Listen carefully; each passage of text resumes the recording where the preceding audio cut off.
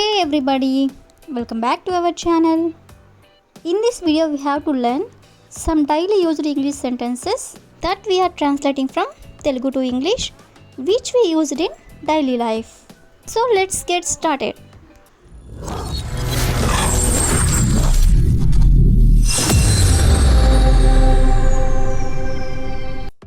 Before going to the topic, if you like this video, please like and share to your friends and family members, and also don't forget to subscribe my channel.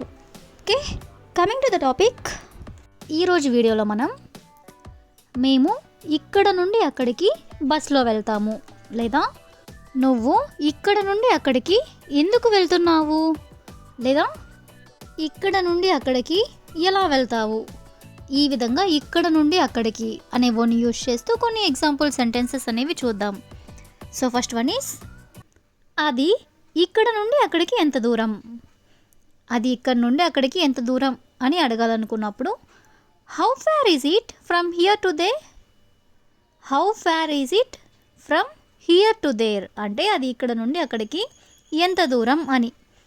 అదేవిధంగా next one is, ఇక్కడ నుండి అక్కడికి పరిగెత్తు. ఇక్కడ నుండి అక్కడికి పరిగెత్తు అని ఇలా చెప్పాలనుకున్నప్పుడు run from here to there. Run అంటే పరిగెత్తు, ఫ్రమ్ హియర్ టు దేర్ అంటే ఇక్కడ నుండి అక్కడికి అని.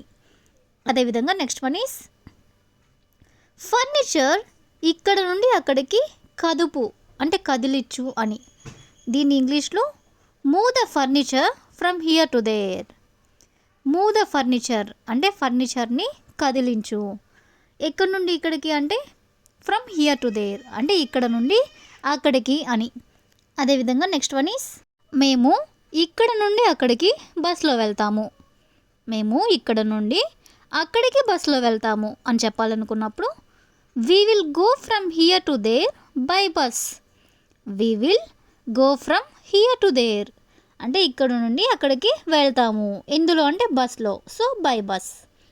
అదేవిధంగా నెక్స్ట్ వన్ ఈస్, ఇక్కడ నుండి అక్కడికి శుభ్రం చేయి అంటే క్లీన్ చేయి.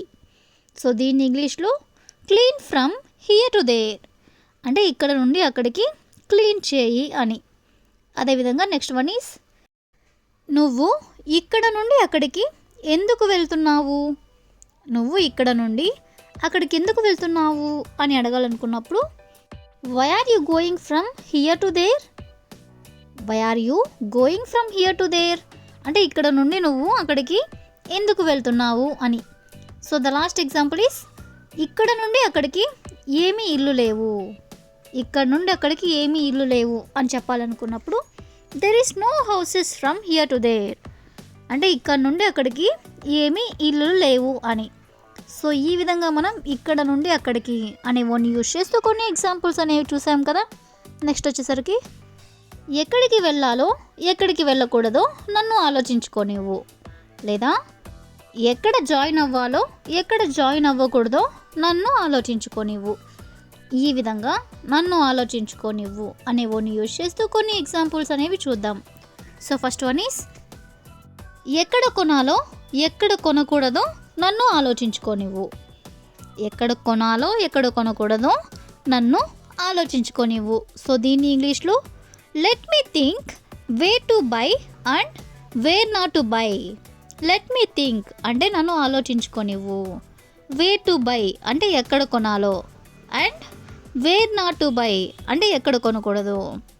అదేవిధంగా నెక్స్ట్ వన్ ఈస్, ఏమి మాట్లాడాలో ఏమి మాట్లాడకూడదో నన్ను ఆలోచించుకోనివ్వు. దీన్ని ఇంగ్లీష్లో let me think what to speak and what not to speak.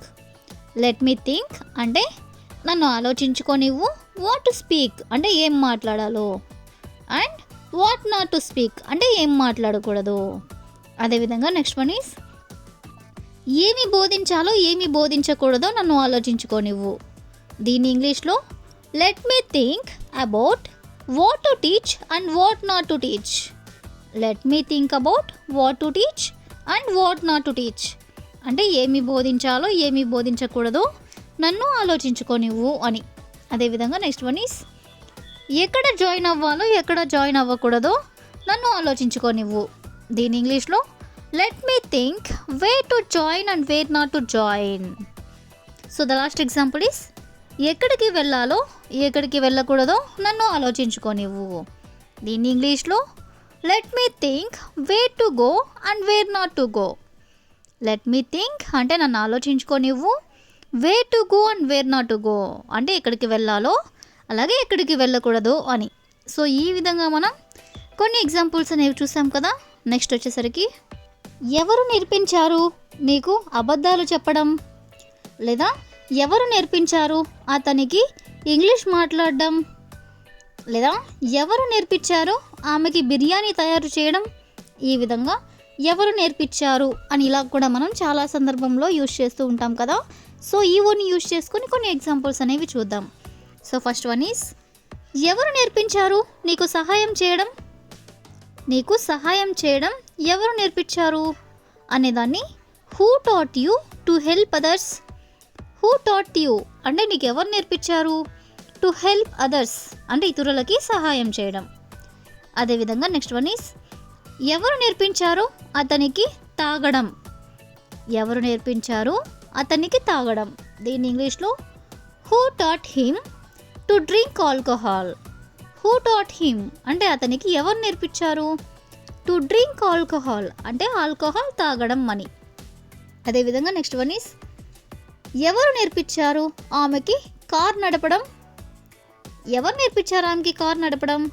దీన్ని ఇంగ్లీష్లో who taught her to drive the car. Who taught her to drive the car అంటే ఆమెకి కార్ నడపడం ఎవరు నేర్పించారు అని. అదేవిధంగా నెక్స్ట్ వన్ ఈస్ ఎవరు నేర్పించారు నీకు ఈ పని చేయడం. నీకు ఈ పని చేయడం ఎవరు నేర్పించారు అని అడగాలనుకున్నప్పుడు who taught you to do this work. Who taught you to do this work అంటే ఎవరు నేర్పించారు నీకు ఈ పని చేయడం అని. అదేవిధంగా నెక్స్ట్ వన్ ఈస్ ఎవరు నేర్పించారు అతనికి ఇంగ్లీష్ మాట్లాడడం. ఎవరు నేర్పించారు అతనికి ఇంగ్లీష్ మాట్లాడడం. దీని ఇంగ్లీష్లో who taught him to speak English. Who taught him to speak English అంటే అతనికి ఇంగ్లీష్ మాట్లాడడం ఎవరు నేర్పించారు అని.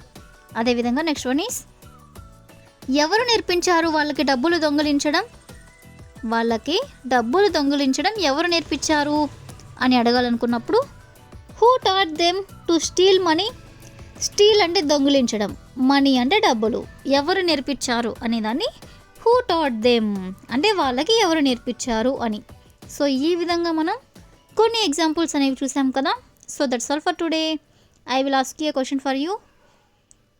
ఎవరు నేర్పించారు ఆమెకి బిర్యానీ తయారు చేయడం. ఆమెకి బిర్యానీ తయారు చేయడం ఎవరు నేర్పించారు.